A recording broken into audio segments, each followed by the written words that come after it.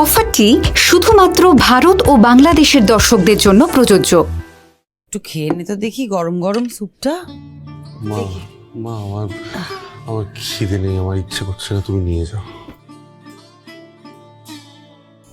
আমি তো জানি তোর উপর দিয়ে কি যাচ্ছে, কিন্তু এই সময় তুই যদি খাওয়া দাওয়া বন্ধ করে দিস তোর তো শরীরটা খারাপ হবে বিকি। এখন মনকে শক্ত রাখতে হবে, ভালো করে খাওয়া দাওয়া করতে হবে। নে খেয়ে নে। মা প্লিজ মা, আমার একদম ইচ্ছে করছে না, জোর করো না, আমি খেতে পারবো না। বেশ, খাস না তাহলে আমিও খাবো না। তুমি খাবার না খেলে তো আমার গলা দিয়ে খাবার নামবে না, তাই না? দাঁড়াও মা, দাও আমি খাচ্ছি।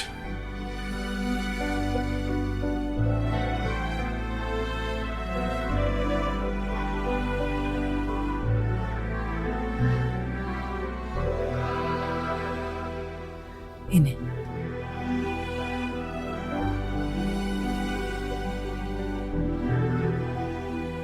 তুমি কিন্তু খেয়ে নেবে মা, আমি কিন্তু তোমার কথা শুনেছি। এই খাবারটা কে দিয়ে গেল? অনুরাধা নিশ্চয়ই। শিখা।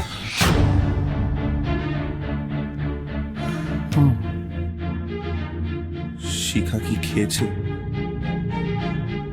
শিখাকে নিয়ে যে আমি কি বলবো কি আমি নিজেও বুঝে উঠতে পারছি না। মা, আমার মনে হয় আমরা একটু বেশি ভাবছি।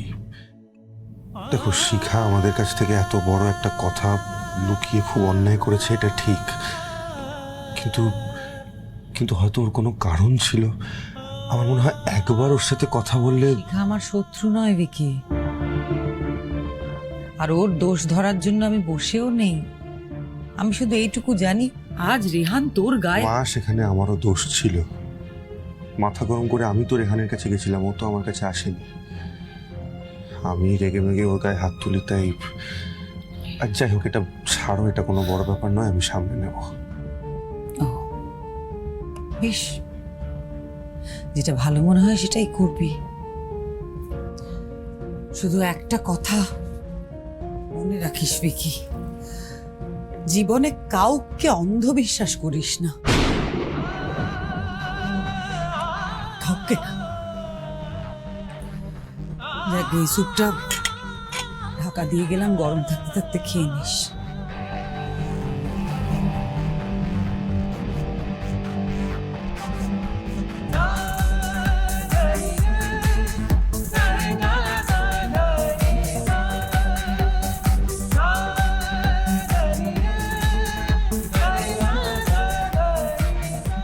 তোমার বিকিবাবু অতটাও স্বার্থপর নয় শিখা।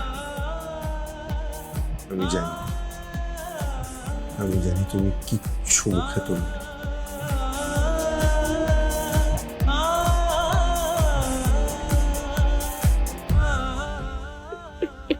শিখা, আর কাঁদিস না লক্ষ্মীটি। আমি জানি সবাই তোকে ভুল বুঝছে, কিন্তু একটু সময় দে, দেখবি সবাই নিজের ভুল বুঝতে পারবে। বিকি বাবু আমায় বুঝছে না দিদি, আমার কোনো কথা শুনছে না। বিকি তো এখন কোনো কথা শোনার মতন অবস্থায় নেই শিখা। নিজের স্ত্রীর ব্যাপারে এরকম উল্টোপাল্টা কথা শুনলে কোনো ছেলে তার মাথা ঠিক রাখতে পারে, তুই বল? তবে শিখা, আমার বিকিটা এরকম অবুঝ নয় রে, তুই দেখিস ও ঠিক বুঝবে। বুঝছে না তো দিদি। বিকি বাবু বারবার আমাকে জিজ্ঞেস করছে রেহান বাবু কেন আমাকে সাহায্য করছে। আমি কেন রেহান বাবু সাহায্য নিয়েছি? হ্যাঁ, আমি সাহায্য নিয়েছি। কি করতাম আমি বলো? বাবাকে বাঁচানোর চেষ্টা করতাম না? আর আমি তো তখন এত কিছু বুঝিনি দিদি, এত কিছু ঘটেনি আমার সাথে। রেহান বাবু আমাকে ভালোবাসেন, আর বাড়ির সকলে ধরে নিল যে আমিও রেহান বাবুকে ভালোবাসি।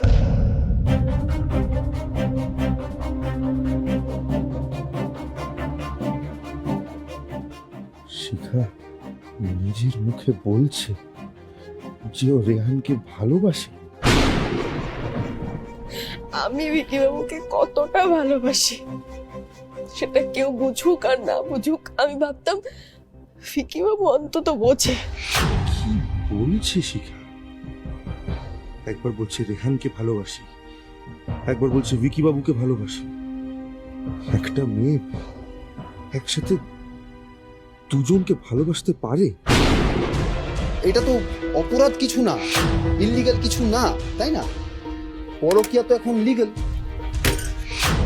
ছি শিখা, ছি, তোমার থেকে আমি এটা আশা করিনি।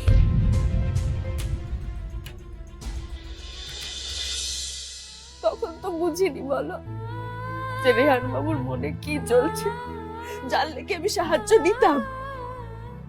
ফিকি বাবু এটুকু কেন বুঝছে না দিদি?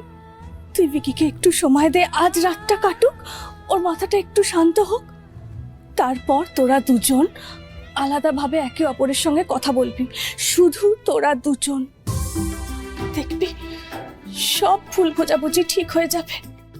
আমি তো কথা বলতে চাইছি দিদি, কিন্তু ভিকি বাবু তো আমার সাথে কোনো কথাই বলছে না। তবে কাল সকালে আমি ভিকি বাবুর সাথে ঠিক কথা বলবো। ঠিক তাই। নে এবার ওঠ, চল চল চল, আর একদম কাঁদবি না, চল।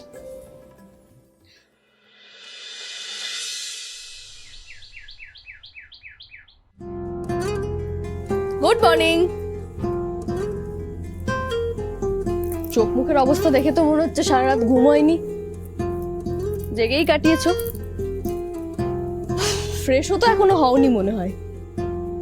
যাও এক্ষুনি গিয়ে ফ্রেশ হয়ে নাও, তারপর দুজনে একটু বসে কথা বলি, দেখবে দুজনেরই মন হালকা হয়ে যাবে। কথা আমার সাথে? আমার আর কোনো কথা বলার নেই। অনেক কথা বলার আছে মশাই, তোমার সাথে আমার কথা কখনো শেষ হতে পারে?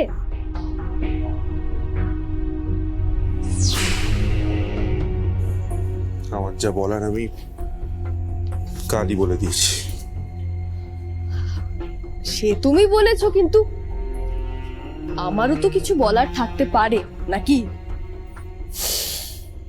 আচ্ছা বলো, কি বক্তব্য তোমার শুনি।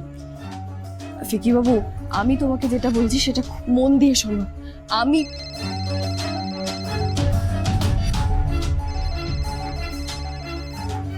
এক মিনিট।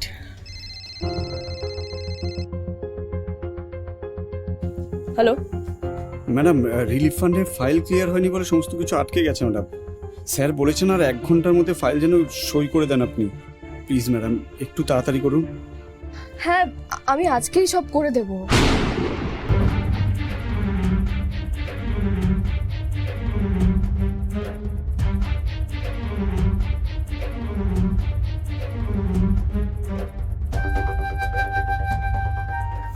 ফিকি বাবু, আমার না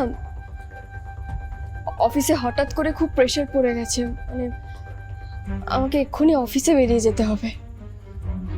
মানে বন্যার ত্রাণের ফাইলগুলো আমি সাইন করে ছাড়লে তবে বন্যার ত্রাণের জিনিসপত্র, ওষুধ সব মানুষের কাছে পৌঁছবে। তুমি এত জবাবদিহি করছো কেন? আমি তো তোমাকে কিচ্ছু জিজ্ঞেস করিনি। আমি তো প্রথমেই বললাম এত কিছু বলার কোনো দরকার নেই। যেখানে যাওয়ার দরকার, যার কাছে যাওয়ার দরকার যাও। কি বাবু, তুমি বুঝতে পারছো না? শিখা, তোমার দেরি হচ্ছে না? এত ব্যস্ততার মধ্যে আমার পেছনে এত সময় নষ্ট করতে হবে না তোমাকে। বললাম তো, যা বোঝার আমি খুব ভালো করে বুঝে গেছি, আর কিচ্ছু বোঝা বাকি নেই।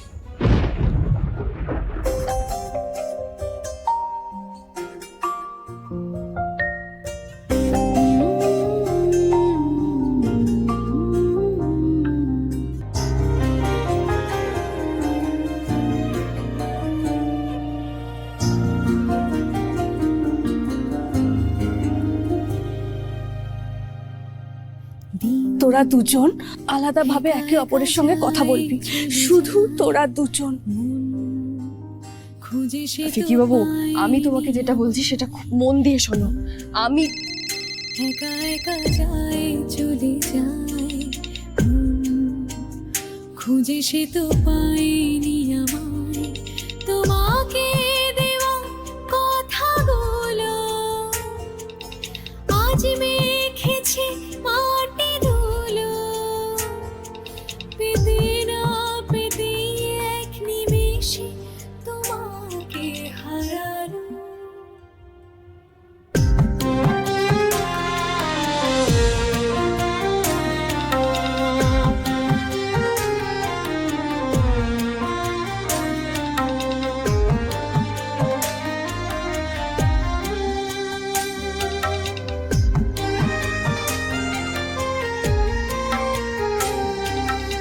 ভালোবাসা নামে পাখি বন্দি আছে আজ কোনো খাঁচায়, এই পৃথিবী সেই পৃথিবী নেই কো কেউ কোথাও তাকে বাঁচায়।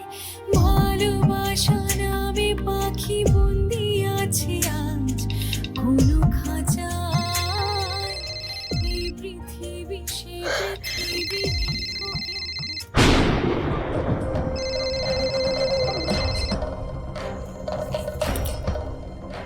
কি শুরু করেছেনটা কি আপনি? যা বাবা, আমি কি করলাম? জাস্ট ফোনই তো করলাম। আসলে আপনার কথা খুব মনে পড়ছিল। আপনি যা করছেন একদম ঠিক করছেন না। আপনার সাহস কি করে হয় বিকি বাবুর গায়ে হাত দেওয়ার? একজন সিআইডি অফিসারের গায়ে হাত তুলেছেন বিক্রম। ইচ্ছে তো করছিল গুলি করে দিই, শুধু আপনার কথা ভেবে করিনি। যা বলার নিজের হাজবেন্ডকে বলবেন, আমাকে না। আপনি যা করছেন তাতে যে কেউ আপনার সঙ্গে এরকম ব্যবহারই করবে। তবে ভাববেন না যে এসব করে আপনি আমার আর বিকি বাবুর মধ্যে দূরত্ব তৈরি করতে পারেন। ঠাকুর ঘরে কে? আমি তো কলা খাইনি, আমি তো একবারও বলিনি দূরত্ব তৈরি হওয়ার কথা। আপনিই বললেন। দেখুন রেহান বাবু, আমি আপনাকে লাস্ট ওয়ার্নিং দিলাম। ভিকি বাবুর যদি কোনোভাবে আমি চাইছি বিক্রমকে ভুলে যেতে। আমার কোনো ইন্টারেস্ট নেই ওকে নিয়ে আলোচনা করার আগে। আমার না শুধু এখন আপনার কথা ভাবতে ইচ্ছে করছে, অন্য কারোর কথা ভাবতে ইচ্ছেই করছে না। আপনাকে একটা কথা দিচ্ছি, আর কিছুদিনের মধ্যে আমি বিক্রমের নামও আর উচ্চারণ করবো না। আপনিও হয়তো উচ্চারণ করবেন না। মানে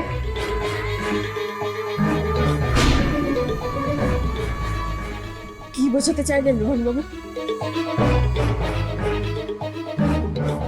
শিখা, একটা অর্ডার এসছে ডিপার্টমেন্ট থেকে।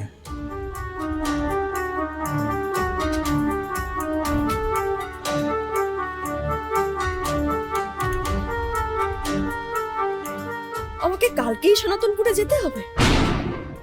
শিখার সঙ্গে তোর কথা হয়েছে বিকি? না, ওর সাথে আবার কি কথা হবে আমার? না, কিন্তু কথা তো তোকে বলতে হবে বিকি। এত কিছু হচ্ছে ওর জন্য, রেহান এতগুলো কথা বলছে, নাকি তুই কি ঠিক করেছিস? ওকে কিছু জিজ্ঞেসই করবি না? ওর সময় নেই মা, আগে ওর সময় হোক, তারপরেই না হয় আমার সঙ্গে কথা বলবে। কারণ ওকে তো আর আমার মতো বাড়িতে বসে থাকতে হচ্ছে না। ওর অনেক কাজ, কত দায়িত্ব, ওকে তো বেরোতেই হবে না। আমার মতো ওকে কেউ আটকে রাখছে না। আমি ভাবতে পারছি না এইরকম সময় শিখা এটা করবে। আমি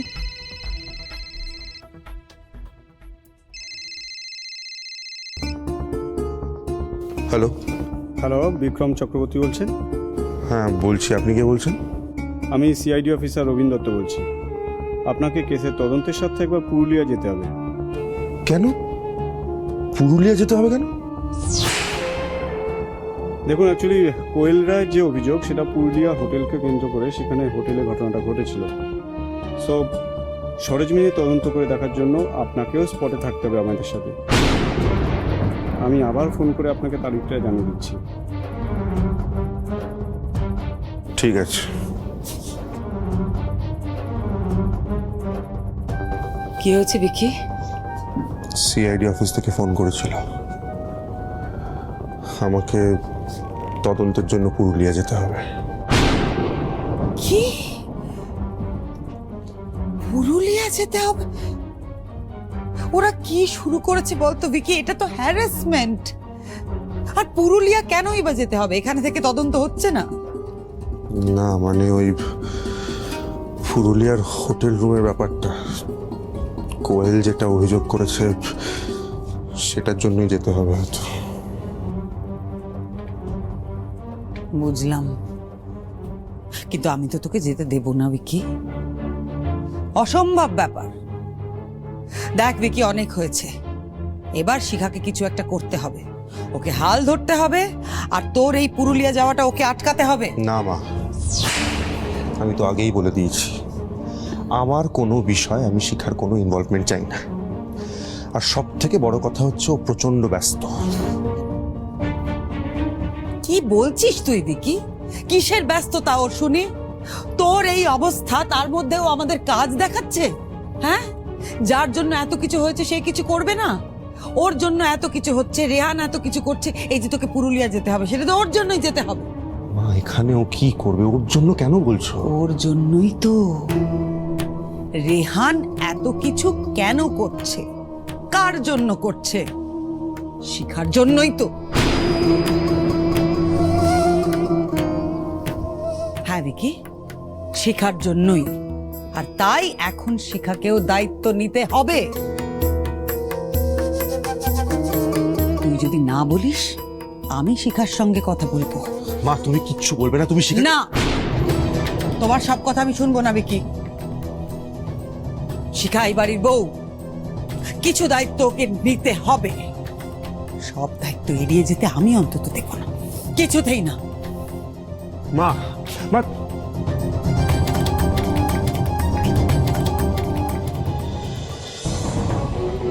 সে তুমি যতই বলো মা, আমার কোনো বিষয় আমি শিখাকে আর ঢুকতে দেব না, কিছুতেই না। সিআইডি যেভাবে ভিকির পেছনে পড়ে গেছে, কিছুতেই ওকে এত সহজে ছাড়বে না। একবার বলছে বাড়ি থেকে বেরোনো যাবে না, আবার বলছে পুরুলিয়া আসতে।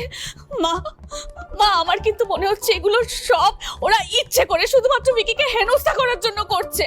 জানি জানি অনুরাধা, ওরা শুধুমাত্র হ্যারাস করছে, কিন্তু এর থেকে মুক্তির উপায় কি সেটাও তো আমি জানি না। একের পর এক বিপদে, ঈশ্বর কি যে হবে। বৌদি, আমার না অন্যরকম মনে হচ্ছে, মানে সিআইডি অন্য কিছু একটা প্ল্যান করে ভিকিকে এখান থেকে পুরুলিয়া নিয়ে যাচ্ছে, মানে পুরুলিয়া নিয়ে গিয়ে ভিকিকে অ্যারেস্ট করবে, আর এখানে বসে বসে আমরা কিছুই করতে পারবো না। আমি জানি ঝুমা, এটা তো আমার মাথাতেও চলছে। আমি এটা বুঝতে পারছি যে ওরা আমার ছেলেটাকে টার্গেট করে ফেলেছে। মা, কেন ওরা বলছেন বলুন তো? বলুন রেহান। শিখা রেহানের সাথে এমন কি করলো যার জন্য রেহান বাবু এতটা ক্ষেপে গেলেন?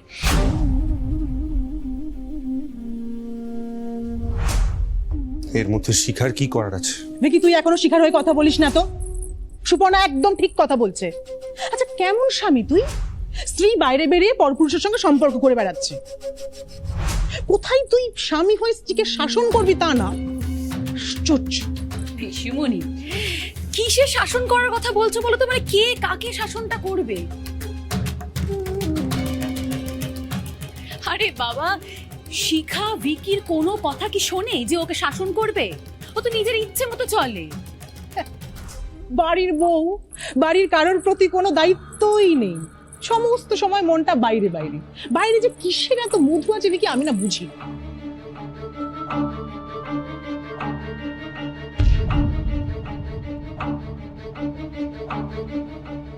কি হয়েছে দিদি? শিখা সিআইডি থেকে ভিকিকে ফোন করেছিল কি সব ইনভেস্টিগেশনের জন্য ওকে নাকি পুরুলিয়া যেতে হবে। পুরুলিয়া? পুরুলিয়া কেন যেতে হবে? কেসটা তো এখানেই হয়েছে ভিকি বাবু। আমি বলছি তোমাকে কেন পুরুলিয়া যেতে হবে। কোয়েল যে কমপ্লেন করেছিল ভিকির এগেইনস্টে, সেখানে লেখা ছিল যে ভিকির সাথে ওর সম্পর্ক হয়েছে পুরুলিয়ার কোনো একটা হোটেলে। তাই সিআইডি পুরুলিয়ায় যাবে এবং দেখবে যে যেটা কমপ্লেন হয়েছে সেটা আসলে সত্যি কি। শিখা, কি তদন্ত হবে হবে না অত কিছু জানি না, আমাদের সকলের শুধু এটাই মনে হচ্ছে সিআইডি ভিকিকে পুরুলিয়াতে ডেকে নিয়ে গিয়ে অ্যারেস্ট করবে। আর সেটা আটকাতে হবে তোমাকে।